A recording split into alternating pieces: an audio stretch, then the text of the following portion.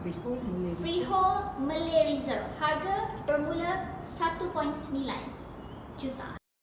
Projek ni dekat dengan MRT dan juga Surau. Walking distance sahaja.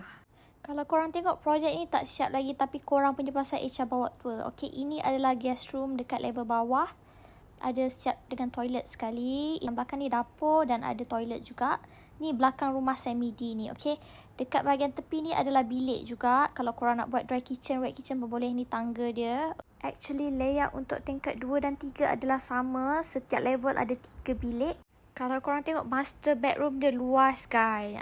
Dia setiap bilik ni dia akan ada toilet sekali. Total rumah ni ada 8 bilik dan 8 toilet. Total build up dia adalah 4,000. Dan korang nampak ni tiles pun tak pasang lagi, tapi Echa dah record video untuk korang. Kita collecting 1,000 sahaja. Dekat sangat dengan MRT. Kalau korang jalan kaki hanya 6 minit sahaja dah boleh sampai MRT.